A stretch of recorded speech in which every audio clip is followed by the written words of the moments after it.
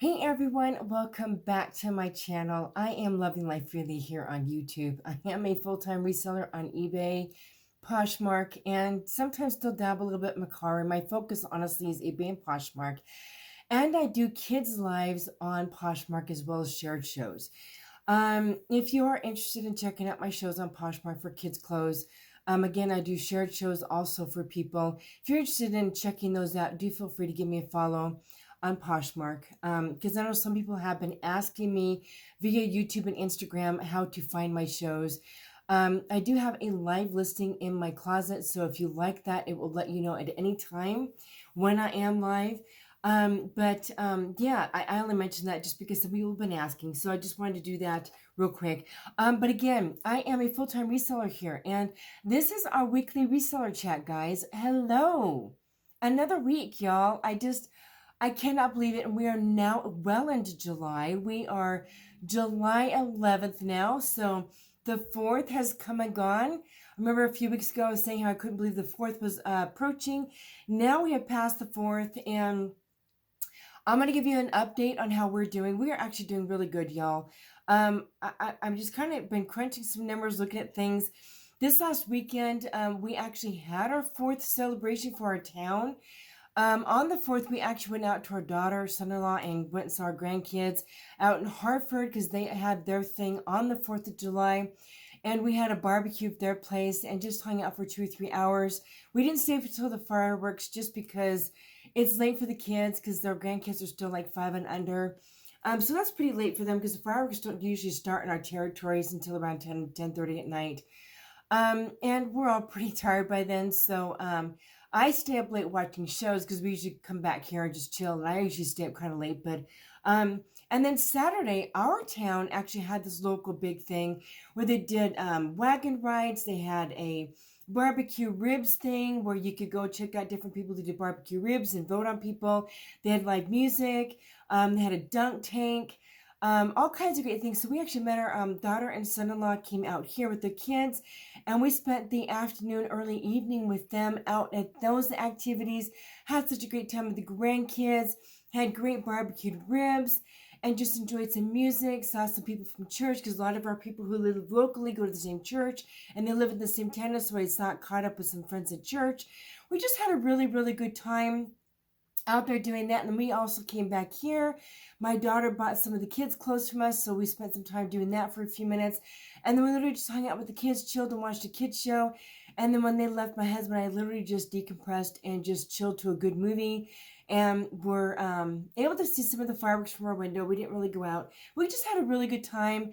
Rested on Sunday. We just had a really relaxed weekend and great and ready to just dive back into it on Monday. Things have been going well. Sales have been doing good. I will touch on that in a little bit in this weekly reseller chat. But there's a couple things that I wanted to dive into as far as topics, and then I wanted to talk generally about some other things as far as platforms and stuff. So if you're interested in some of that stuff, you guys stay tuned. Okay, guys, so a few little updates, kind of some housekeeping kind of things, Haven't really done a lot of housekeeping lately just because there hasn't been a lot of housekeeping to tend to. But this week we do have a few updates. I just wanted to tend to those for a little bit. One, eBay shipping has changed. Not just rates. Some of the rates have changed too, but honestly not bad. I'm really, really happy with the fact that eBay has really stuck with basic rates. They haven't really gone up. There is a little bit of a rate change with USPS. It's saying that envelope rates will change. 1 ounce will go to 63 cents, 2 ounces will go to 87 cents, and 3 ounces will go to $1.11. I don't really honestly pay that much attention to it. If my rates do change on my packaging, it doesn't go up that much. And my main packaging, I'm going to be doing a video on this, on eBay shipping, whether I charge or not, and how I do my shipping. That is coming soon. I apologize. There's been a few different videos that people have been requesting. Between my unboxings, my weekly chats, my sale videos, and all different kinds of other topics, I am a little bit behind on what I'm trying to do. I was doing 3 videos a week, but honestly with my schedule, it's been a little bit challenging for me to do 3, so I've been trying to at least do 2, which is usually Saturdays and Wednesdays. So I am going to get around to doing that video, so do stay tuned for that. And then, but the biggest update on eBay is eBay has posted an update for sellers ahead of the rollout of the new USPS Ground Advantage shipping service that is replacing first-class packaging, retail ground, and parcel select services. That came into effect yesterday was when I was doing my shipping for Monday. And it's basically just a different title, I think. Nothing has changed as far as packaging and all that. You still use the same packaging and everything, but it's just kind of changing. I don't know if it actually affects how the shipping is going. All I know is that it's still showing the same type of service. If you have noticed a difference in your shipping, do let me know in the chats. I think it's just more of a title than anything. USPS is kind of revamping things. I don't think, again, it changes any of the pricing or anything like that, because I know when I did mine, it was still same old, same old. Again, it was just an updated shipping title. So that is different. And then the other kind of housekeeping thing I wanted to touch base with you guys on, and I noticed this especially in my news feed, and on Instagram, not my news feed, but on Instagram. I do check Instagram periodically because I do connect with people via my Instagram chats. If you ever need to reach out to me, by the way, outside of this, Instagram chats is a great way to do that. I do check on a regular basis, and I'm on Instagram kind of frequently just to kind of check up with like news like this, what people are doing, and all that sort of thing. And I caught a post where somebody was talking about their promoted listings. You know how they're doing the beta testing on Poshmark for promoted listings. Some people were really excited about this and some people weren't. I was kind of excited about it, I'll be honest with you. When it first came out, I thought this is really great. Now I'm not so sure. And the reason why is because of the posting that I read today and the comments below underneath that posting. People were talking about how they saw these results, but then they realized because it is beta testing and they're not being charged to use the promoted listings, once it is no longer beta testing and they're going to be charged to do those promoted listings, they said that it averages out to be about $40 a week to do the promoted listings that they were doing during beta testing. That's a lot of money. And I couldn't believe that. Somebody else actually commented down below, wow, $40 a week. I thought it might be like $40 a month. But $40 a week, that's just ridiculous. I personally agree. Even with eBay, I know some people do promoted listings with eBay. That's another topic. I'm not going to, unless you want me to do, maybe I can incorporate that when I do my eBay thing, whether or not I do promoted listings or not. But for me on Poshmark, already they're taking 20% on top of the shipping discount you have to give unless you do offers a certain way. No, I'm not doing promoted listings. I'm not going to pay for that. I'm already paying enough in my fees and all of that. Even though I adjust my listing prices to accommodate for that, I'm pretty sure I've covered that in other weekly reseller chats, how I adjust my pricing on Poshmark to adjust for the 20%, plus the discounted shipping. I do have a way that I adjust all that so that I'm at least doubling or tripling, sometimes more on my items, to accommodate for that when I finalize my actual profit on my items. But I'm not going to pay to have them promote my items. I honestly don't think it's going to be that much of a difference. And to pay that much to do promoted listings, no, I'm not going to do that. But I thought it was interesting. Already, before beta testing is even over, those who were doing the beta testing have already been commenting on Instagram about how they feel for themselves right now it isn't worth it for them to do promoted listings just because of the cost. So tell me in the chats below if you think promoted listings is a great idea, and do you think you will jump into it regardless of the cost? Will you divide that up between what sells and all that? I'm just kind of curious how many of you are interested in the idea of promoted listings on Poshmark when it actually becomes available to everybody. Do you feel it will be worth it for you to make more sales just because if your sales have been low, or if you're just going to keep plugging along and doing what you can with Poshmark? I would love to know in the comments below how y'all feel about promoted listings. Will you use it? Or do you have other ways that you manage, getting more sales going? And if you have a different way of doing more sales, getting more sales going on Poshmark instead of doing promoted listings, let me know in the chat if you have a specific way that you do that. Okay, so I wanted to make sure I talked about those because that's a pretty big deal. and also the eBay shipping. Now, I'm going to tell you all, if you don't sell on eBay, I know some people are really, really shy about doing eBay. And I think because of that, I am going to try and get that eBay video out here soon. I'll try to get it done by this weekend, if not for sure next weekend. Because honestly, I think especially with the Poshmark has been, and a lot of people are having frustrations with Poshmark. I'm not saying not to do Poshmark, but I have noticed on Instagram and watching other YouTube videos, there's a lot of people talking about Poshmark and should we stick with it or should we switch to eBay?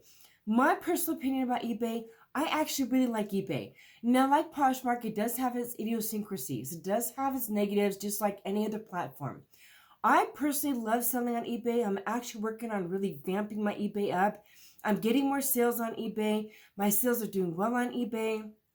So if you are just on Poshmark and aren't listing on eBay, I do recommend, highly encourage you to do it. I'm not telling you to, but if you're looking for other ways to expand out and you're concerned about eBay, eBay is not really that difficult to sell on, and the shipping isn't really that difficult. It's actually really, really easy. Actually, really, really easy to do shipping on eBay. And again, I will show you how I do that when I do my video. So if you are looking for ways to get more sales going and you don't want to do Mercari, I do think the eBay is actually a really good option. And most of my sales, I do get international shipping sales once in a while, but most of my sales are local within the United States. So if you're concerned about international shipping and having to do a lot of that, and even if you have international shipping, that is also really easy to accommodate. So if you're wanting to find more sales, it is going to take time to build up. But I will say with eBay, there are definitely listing on a daily basis or very regular basis important for eBay algorithm. Poshmark's algorithm focuses more on the sharing and of course listing, but eBay is definitely listing because they don't do any of the sharing. You just list and sell. It's one of the things I do love about eBay is you list and you sell. It's just simple. So you do want to make sure you're listing consistently on eBay. Okay. All right. So let's kind of chug through that. Speaking of sales, I will talk about this part of it here. I didn't think my sales were doing very well so far this month, but before I did this video, I actually decided to go back onto Poshmark and eBay and count the number of sales that I've had so far on each platform. This is the 11th. So we are roughly about a week and 3 days into the month. And now, let me tell you, last year, by this time of year, we had doubled what we were doing on Poshmark. I was still kind of growing eBay more. But I doubled my sales during the June, July, and August time versus my early springtime because I'd really started to transition into doing better items. And since then, it has really made a difference for me this last year. Compared to when I started out a year and a half ago. Keep in mind, I've only been reselling for a year and a half.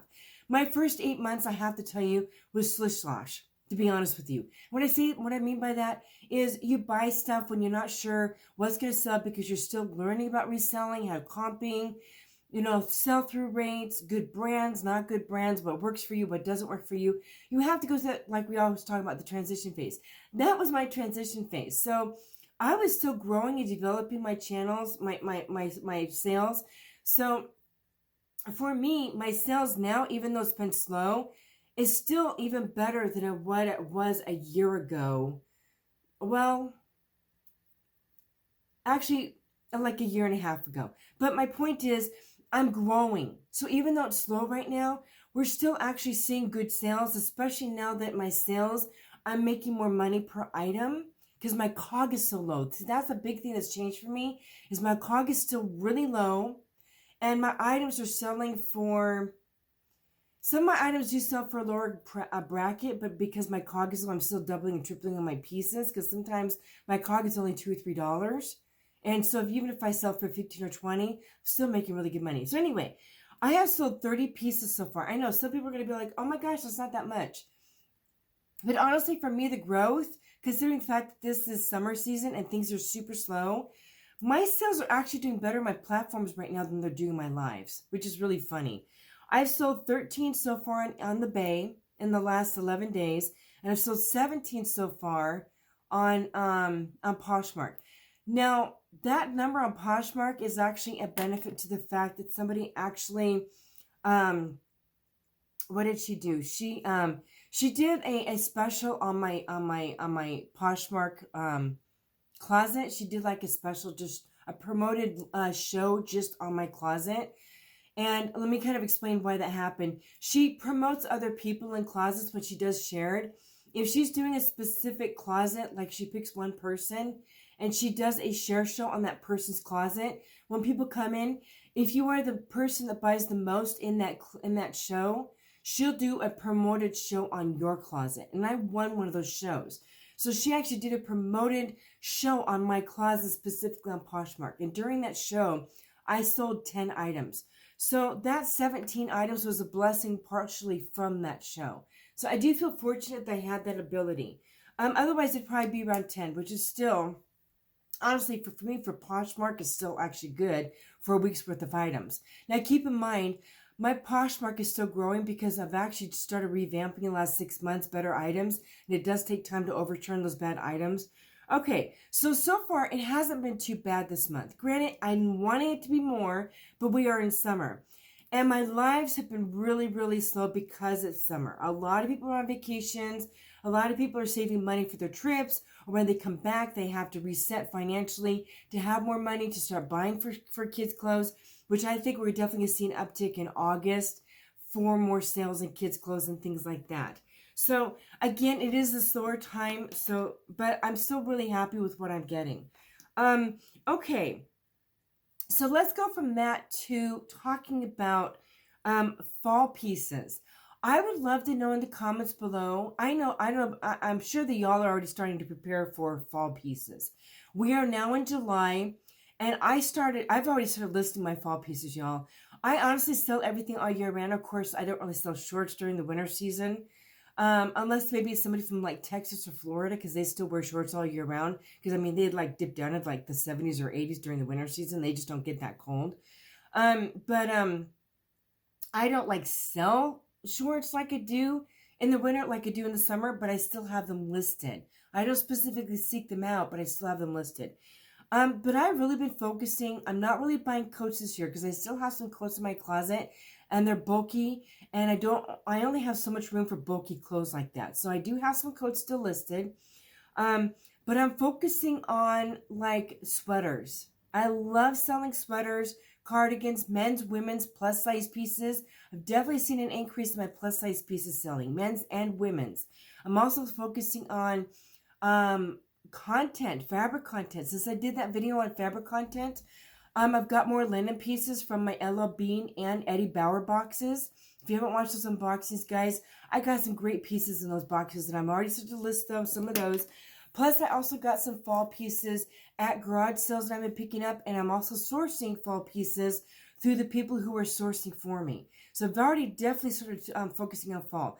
I pretty much got any summer stuff, unless it comes in through a box or if somebody has sent me some pieces, and I get those listed right away.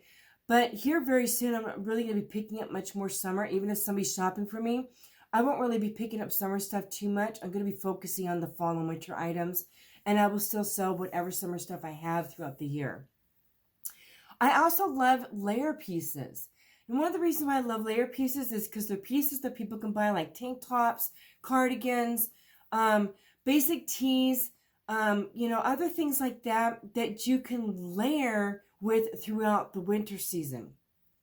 So I do love picking those types of pieces up. Basics, essentials, sweatshirts, pullover shirts, blouses, long sleeve blouses, especially like workwear or casual wear. Again, I do a lot of plus size pieces.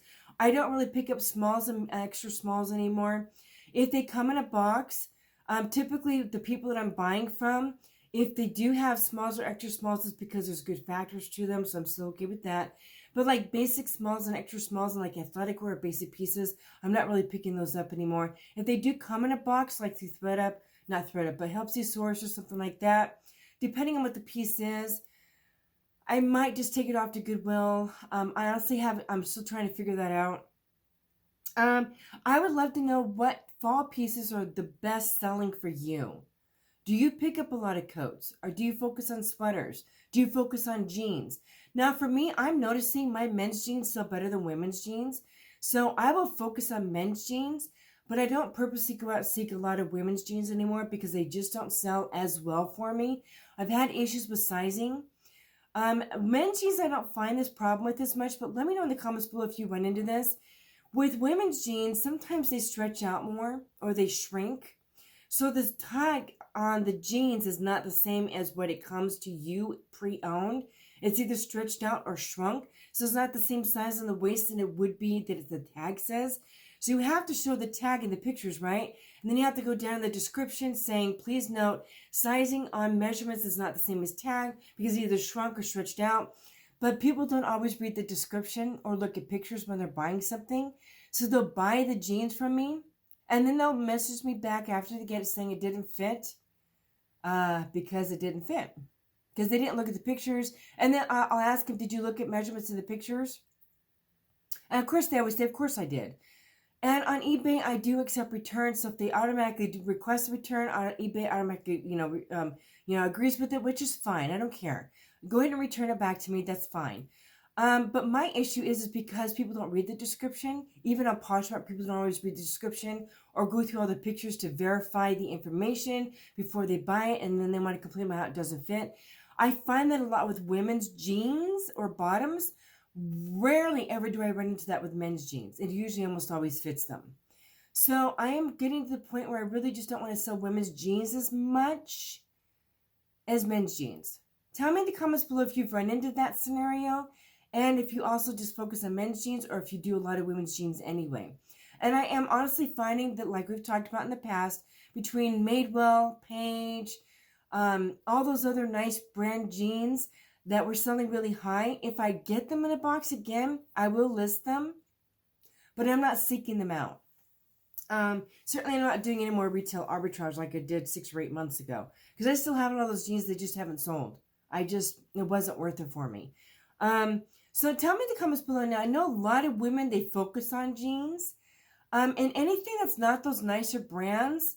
Like, if I find good American, absolutely 100%, I'd probably pick it up because it's worth it, because of what I can sell it at. A Goldie, things like that. So most definitely I would pick things like that up. But other like Levi's, unless it's like wedge jeans, which I never run into unless it comes in a box. So yeah, I think I'm definitely going to be a lot more particular. Anything like American Eagle, Levi's, basic women's jeans, they just don't do well for me. I've got a big box of jeans in my inventory from ThredUp jean boxes, like some of those older brands. I'm probably just going to go through those, delist them, and just send them off to my Goodwill. Even though they cost $1, they're just not going anywhere. I've delisted and relisted them I'm just going to flush them out and make more room for better inventory. So yeah, that's just something that I'm going to change. So do you sell jeans during the fall and winter? Also, like cargo pants. Insulated pants. People who live in cold territories definitely are looking for insulated pants sometimes. Snow gear. Do you guys pick up snow gear? Kids' jackets. Do you guys do that, or do you just focus on men's and women's jackets? Vests are a great layer piece. Do you guys pick up those types of things? Let me know in the comments what kind of things you guys look for. And, how you're doing that. Okay, so talking about brands, let's kind of move on from that. I made a comment last week in weekly reseller chat about how I've been noticing that certain brands sell better for some people than others. And I've recently been watching more videos, and boy, is that topic coming up more. Been watching 2 or 3 videos this last week where a gal was talking about how she can't sell blazers. She doesn't sell long women's dresses or dresses very well at all. But she sells, she was the one the gal I was talking about where sells Zara really well. And she doesn't sell blazers well. So she purposely doesn't pick those up. But she does well with other brands. She doesn't do well with Lulu's, which surprises me because I do well with Lulu's. And nice women's dresses. She doesn't like doing jumpsuits. She doesn't, and the one gal that I know that I just watched a video of, she absolutely loves selling American Eagle jeans. They do really, really well for her. I can't sell American Eagle jeans for the life of me. They just sit. And I know another gal who is really popular on YouTube. She also literally just does not pick up American Eagle jeans unless she sent them to a couple that sells specifically just jeans. But she doesn't list them herself because they don't move. So it's really interesting how some brands do really well for others. I've also heard some people say that some higher end brands, I know like Paige jeans don't do well for me, Maybell jeans don't do well for me, and other people can't keep them in their store. I do well with Lulu's. Some people don't do well with Lulu's dresses at all. I just find that interesting. Certain styles sell really well for others. Again, like blazers. Or like some people do really well with old Navy items that are plus size, and other people can't move them at all. It's so interesting how that is. So one of the reasons why I'm mentioning this is I talked about how different territories, obviously sometimes some provide other brands better than other territories just because of what is sold in those areas in different stores, what's available. And I just find it interesting how that has become so true lately. So when you watch sold videos from people, yeah, I definitely think it's a good idea to watch sold, because if those brands do well for you, or if you haven't tried a brand and you don't know unless you try it, but I do find it interesting. I definitely think it's important to not just watch solds, but actually research sold items for things that sell in your territory before you go out sourcing. I think I'm actually going to do a video on that here pretty soon too. I actually recently learned how to be able to do that on eBay. So I'm going to do a video on how to actually search items in your area that sell at your thrift stores. We'll talk about that. So I'm curious if you have also noticed that since we talked about it, that certain brands or styles do really well for you and not for others, or don't do really well for you and do great for other people. Okay, one of the last things I want to talk about, we're already almost 30 minutes into this video. Time always goes by so fast. The last thing I do want to talk about is revamping your closet. So I've been watching some videos lately where, since things are really slow right now and people want to keep up their sales, they're thinking about diversifying their closet into other items. So they're not just focused on what they used to sell all the time, especially with the holidays coming up. People are talking about adding jewelry to their closets or stores, hard goods, especially if you sell on eBay. That's just a great new in box hard goods, not just pre-owned, but getting new in boxed hard goods through online sourcing and reselling new in boxed hard goods, especially like I said with the holidays coming up, tools, electronics, little things like that, stuff for cell phones and different things. There's so many different things in hard goods that come new in box that can resell for gifts.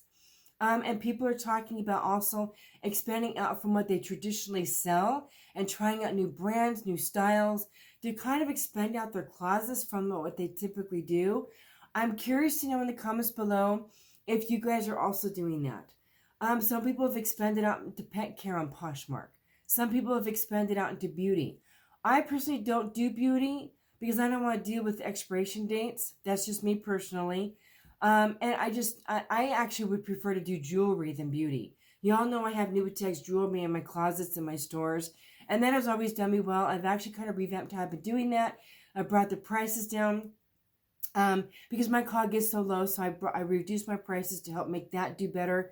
And so, yeah, I'm curious if you have contemplated revamping how you run your stores to add more categories, more types of items, to make more sales, not just through the Christmas season, but into next New Year's and going into next spring, and then hopefully helping with next summer, revamping and kind of changing up what you're selling, adding to what you currently sell that does really well for you. I've just been noticing that in topic of conversation on Instagram and YouTube videos, that people are definitely revamping their closets. Things have changed in reselling, and I think people are kind of revising and figuring out other categories and other ways, different places of sourcing. I've watched a couple videos where people are sourcing at different online locations. Since we're kind of talking about sourcing, there's been a lot of talk lately on Instagram and YouTube videos how unhappy people are right now with ThredUp. If you have not yet heard, as of a few days ago, I think it was the beginning of this week, ThreadUp is now charging minimum, I think it's like $10 on every box, no matter how much the box costs. And so like the fun boxes, they're like $34 now. They've increased the prices quite a bit over the last year. And now they're charging $10 for no matter what box you get. They're charging $10 shipping for each box now. And there's a lot of conversation right now about people are really not happy with ThreadUp. So there are some people who enjoyed those fun boxes for just some basic hard goods that are searching out different opportunities where if their COG is even maybe a few dollars higher than the $5, maybe it's like $7 or $8, but they can resell a new unboxed item that is actually more of a hard goods than what they got in the ThreadUp fun boxes to resell for the Christmas season, other things like electronics, again, cell phone things, different ideas like that. So people are looking at different avenues for sourcing than ThreadUp right now. Me, myself, I was only still sourcing kids' clothes. I haven't bought a box for a while because honestly, we got so much inventory from doing garage sales between that what I still have for my boxes. I've got more than enough inventory right now to last me at least another month, and I need to reorganize things. And I did get rid of a lot of stuff. All my boxes are paid for because of what I've sold already in my boxes. So all my boxes are paid for. But I do need to get some fresh fall pieces in. So I'm actually reorganizing all that. I will still do the kids boxes because even if it's $10 fee for the kids boxes, because of my COG, it's still just going to be pennies per piece for me for the shipping. But other boxes, I probably won't unless it's like a mixed box of clothes. And I don't anticipate doing one of those anytime soon if I do one. Just because if I actually, let me see on my track, my train of thought. My brain gets going and I try to go down rabbit trails. So I'm only going to be doing kids' clothes for now in ThreadUp, but I have to be honest with you, I'm not happy about the shipping either. Especially those of us who have bought multiple boxes, like a lot of boxes through ThreadUp, and you built up that tier to get the free shipping, and now they're charging us shipping. I can kind of understand if they want to charge shipping, but to charge that much for shipping is ridiculous. Like maybe a few dollars, but to charge $10, no matter what the size of box is, there's some really unhappy people, and I cannot blame them. It is not okay. It's not cool. And they were already running slower sales because the quality that's been coming in the boxes lately, people haven't been buying the shoe boxes much lately either. When people do ThreadUp shoe boxes lately, some people watch them because they're trying to figure out, is it worth it again to buy a ThreadUp shoe box? Is it worth it that price? And now attacking on the $10. I think they're going to have a harder time selling boxes even more now because people aren't going to continue to buy them. On top of the fact that they took away the ability to send in your items, now they charge you the $15 for the items for the, the boxes and all that, the partner kit changes and all that. A lot of people aren't happy with that. So they are sourcing different locations. Now, kind of get back to my thought with the mixed boxes. I might do a mixed box down the road. Remember when I did that, was it 4 boxes, like 200 pounds of the bulk mixed clothing? I've got about $140 left to recoup that box. I may buy a smaller box down the road because the COG is so low on those and see if maybe I can resell the items for like maybe $10 or $20. I might do that down the road. I'm still deciding. But now that they've done the shipping, I don't know. We'll see. But I will still do the kids boxes. It is still worth it for me because the kids boxes have been so great for me, and it is a great source of income for me. It's great for my lives. And also, I am doing bundle listings of kids clothes on my Poshmark and eBay now. So if you're looking for bundle listings on kids clothes, I am now combining sizing and certain types of kids clothes on my Poshmark closets, so you can actually get even better deal. And combined shipping and things like that. So let me know in the comments below if you're happy about the whole ThreadUp shipping thing. How are you sourcing? Have you tried some different categories? I have been watching some videos to see where other people are going. Would that work for my business model? I've been researching some COGs on different things, testing some things out. My husband and I are kind of looking to venture out maybe some more new with tags clothes. But again, it has to be worth it for me to get that many items and a big pallet. If I do a pallet, it's going to be like one pallet thing. I am looking at that, but I'm still trying to figure out if it's worth it for me. I would also love to know in the comments below, I think it became really common for people to source new tags items during the holidays so that people can buy gifts that are new at tags with clothes, right? I want to know in the comments below. A lot of people have been reselling for years. Do you buy new at tags item for Christmas, or do you just resell the pre-owned through Christmas and it works great? If you just sell pre-owned, do you notice a slower sales? Or have you switched to doing the pre-owned as well as new at tags for the holidays? Have you done that? I would love to know if you guys specifically add new at tags inventory for the holidays, or do you just go through the holidays with your basic business model of just doing pre-owned? Because I know a lot of you just do the bins, sourcing at the thrift stores.